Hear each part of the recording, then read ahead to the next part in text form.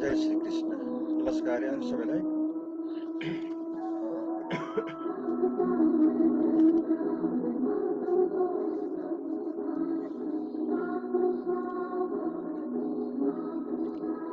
आज श्रीमद् भागवत को 45वें दिन में 14वां अध्याय पाठ करने जा रहा हूँ। इसमें दीति गर्भोत्पत्ति विषय में श्रवण करते हैं। अदिति के जिमी गर्भ से भये दीवार हिरण्याक्ष 14वें अध्याय में सोई किन्नी कथा समझाए। विदुर जी बोले, हे मुनि सत्तम, पृथ्वी का उद्धार कर लाते भय भगवान का और दैत्यराज हिरण्याक्ष का किस कारण युद्ध हुआ? यह प्रश्न सुनकर मैत्रेय जी ने कहा, प्रथम हिरण्याक्ष हिरण्यकश्यप की उत्पत्ति सुनो। हे विदुर, एक समय संध्या काल में दक्ष प्रजापति की कन्या दीति ने कामातुर होके संतान होने को इच्छा से मारीची सुबन कश्यप ऋषि अपने पति से भोग की अर्थ याचना की। कश्यप जी सूर्यास्त समय अग्निहोत्र शाला में विराजमान थे। दीति ने कहा, हे विद्वान, यह कामदेव घोर धनुष बाण से कर मुझ दिन अबला को दुख देता है। संतान वाली सब पत्नियों की समृद्धि से दग्ध होती भई जो मैं दासी हूँ, सो हमारे पुत्र न हो यह बड़ा आश्चर्य है। हे स्वामीन, हमारे पिता दक्ष प्रजापति की जी कन्याओं से बहुत प्रेम करते थे। एक दिन हम सब बहनियों से पृथक पृथक पूछने लगे कि तुम किसके साथ अपना ब्याह करोगी। तब हम 13 बहनों का तुम्हारे में मन लगाकर जानकर जानकर संतान को बढ़ाने वाले दक्ष प्रजापति ने आपको समर्पण की, जो हम आप सब आपके शील स्वभाव के अनुसार चलती हैं। हे कमल नयनन, अब आप मेरी कामना पूरा करो। इस प्रकार दीति के मनोहर वचन सुनकर कामदेव का बल बढ़ा हुआ जानकर कश्यप जी मधुर वाणी से कहने लगे, हे भक्ति, यह तेरा प्रिय मनोरथ मैं हित से करूंगा। 2 घड़ी पर्यंत धैर्य धारण करो, जिससे संसारी मनुष्य हमारी निंदा न करे। इस समय घोर अंधकार है। इस घोर समय में महादेव जी के गण भूत प्रेत बेतालादि समग्र भूमि में विचरते फिरते हैं। श्री सदाशिव तुम्हारे देवर भगवान महादेव भी बैल पर सवार होकर स्वयं सूर्य चंद्र अग्नि रूप अपने तीनों नेत्रों से आठों पहर देखते रहते हैं।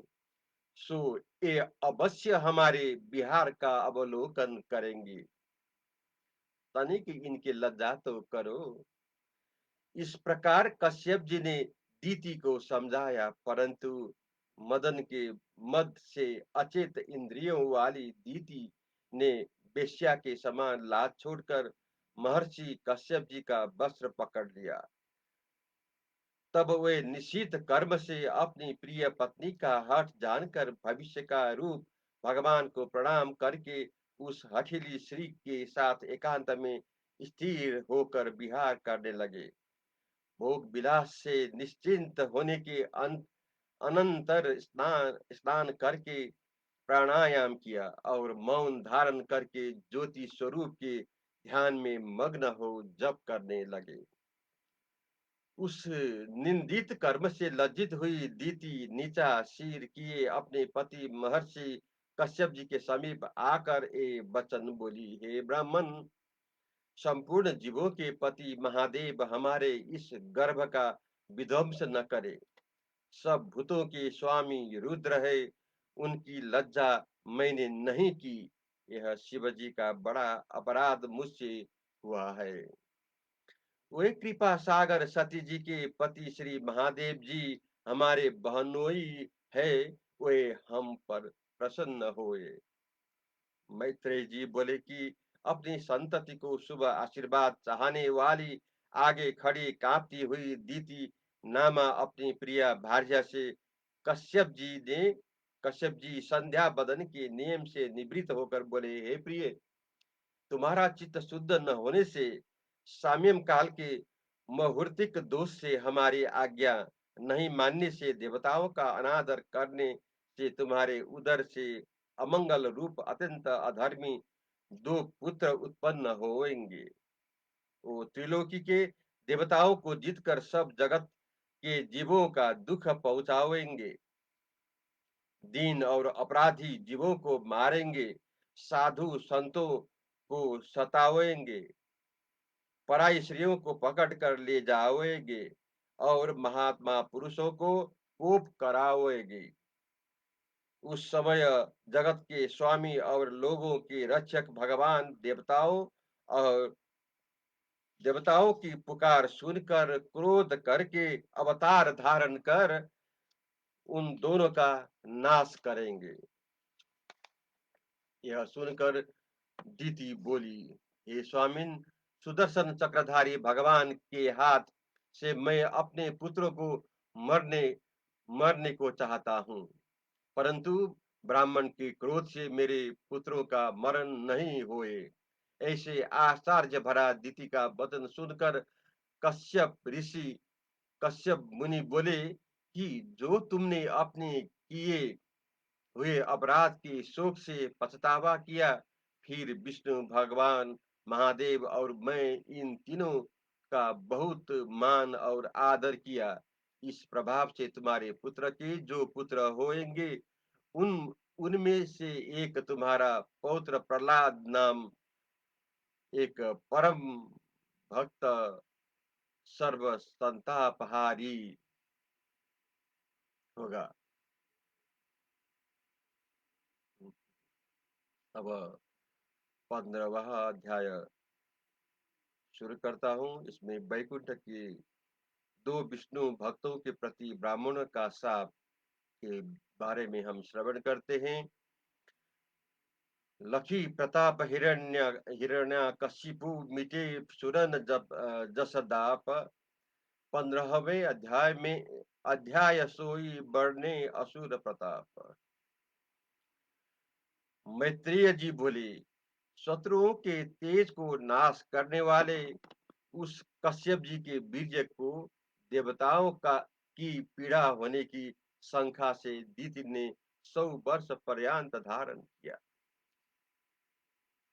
उस गर्भ के तेज से निस्तेज भय सब लोगों का देखकर सब लोकपालों ने ब्राह्मण ब्रह्मा जी से जाकर उस अंधकार से लोगों का निवृत्त होने को निवेदन किया।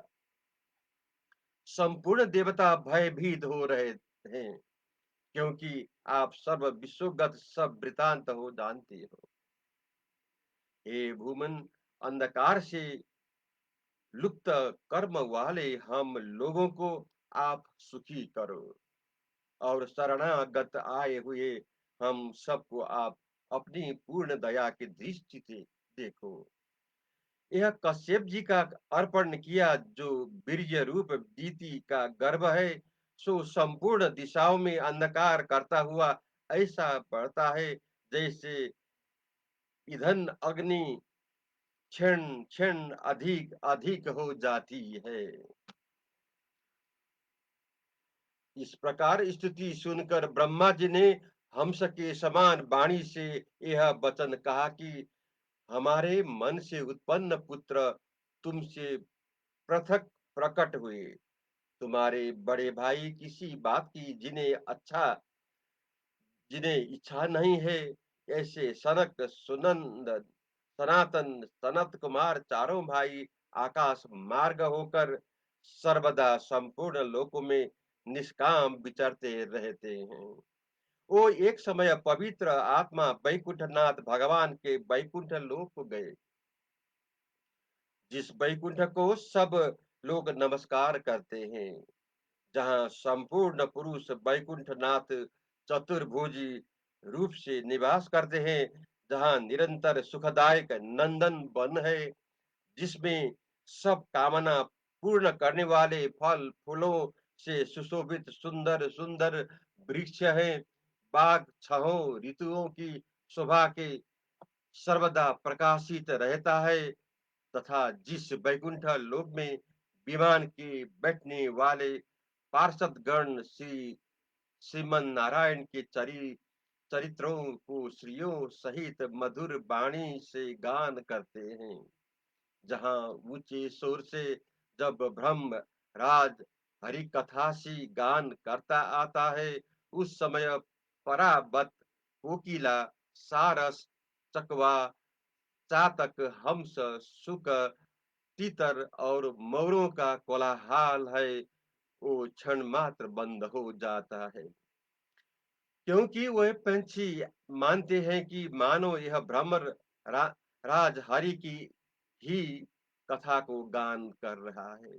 और जहाँ भगवान आभूषण रूप के तुलसी को धारण करके उनकी सुगंधित की बहुत प्रशंसा करते हैं, जहाँ हरि भगवान के चरण कमलों से नमस्कार करने वालों देव गणों का वैडूर्य मरकत सुवर्णमय विमानों में से भीड़ हो रही है, जहाँ मंदहास से सुशोभित मुखार बिंद वाली पुष्ट स्तनी देवांगना है, वे अपने मंद मुस्कान कटाक्ष पात आदि से श्री कृष्ण में मन लगाने वाले पार्षदों के मन में कामदेव की उत्पन्न नहीं कर सकती है।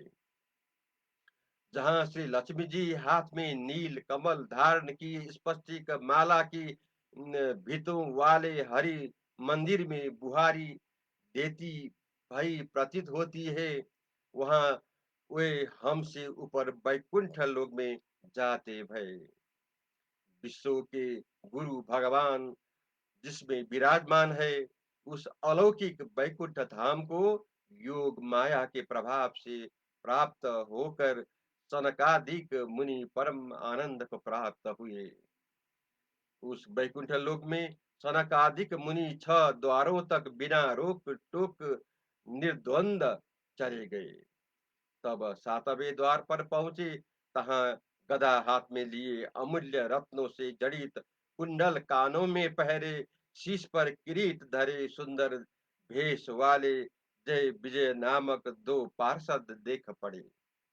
सर्वत्र तम दृष्टि होने से संपूर्ण जगत में विचरने वाले, वृद्ध होने पर भी 5 वर्ष की अवस्था वाले और आत्म तत्व के जानने वाले पवन आधारी उन कुमारों को नग्न 7वें द्वार में घुसते देखकर तीनों द्वारपाल वेद से रोकने लगे। तब भगवान के दर्शन की इच्छा भंग होने से मन में दुख मानकर क्रोध से लाल लाल नेत्र करके बोले, यहाँ वैकुंठ लोक में समदर्शी भगवान विराजमान है।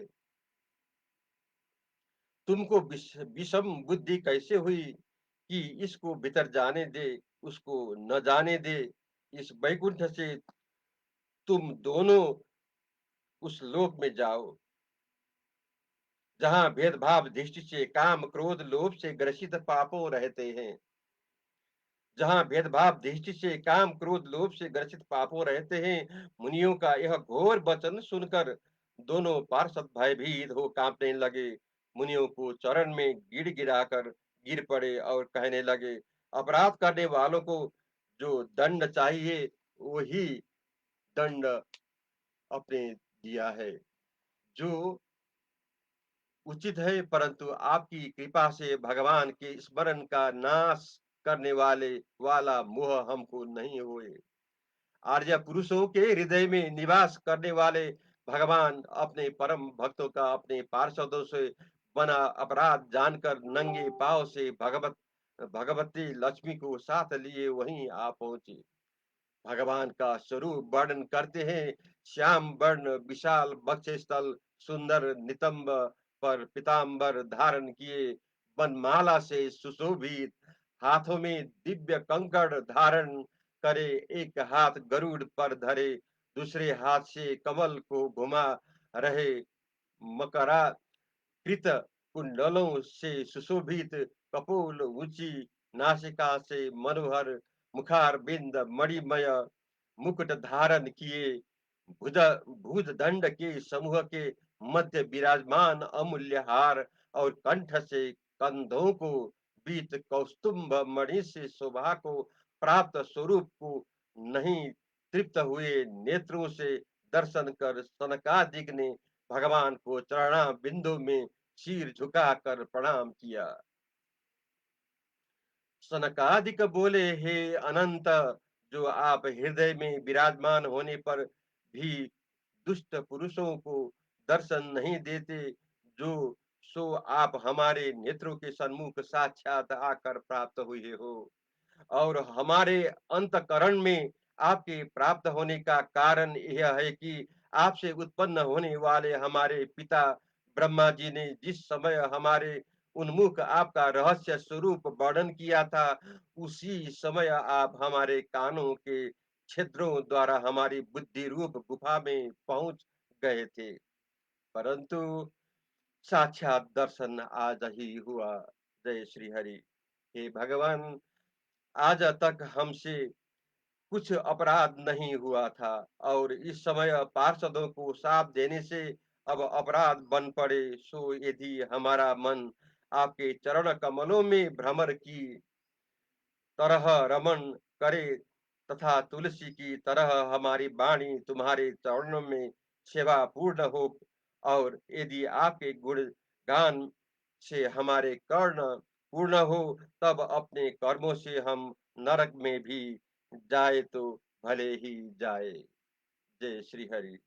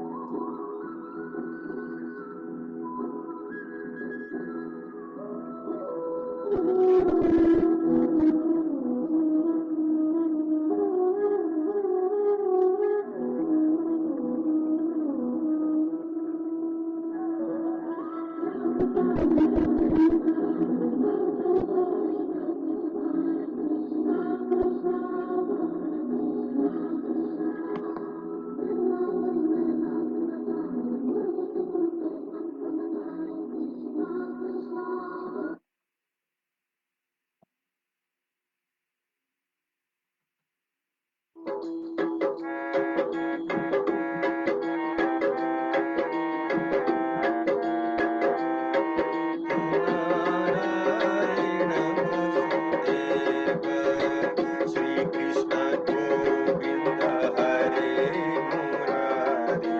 हे नाथ नारायण वसुदेव श्री कृष्ण गोविंद हरे मुरारी। हे नाथ नारायण वसुदेव श्री कृष्ण गोविंद हरे मुरारी। हे नाथ नारायण वसुदेव एकमात्र स्वामी सखा हमारे। एकमात्र स्वामी सखा हमारे। हे नाथ नारायण वसुदेव श्री कृष्ण गोविंद हरे मुरारी। हे नाथ नारायण वसुदेव श्री कृष्ण गोविंद हरे मुरारी। हे नाथ नारायण वसुदेव।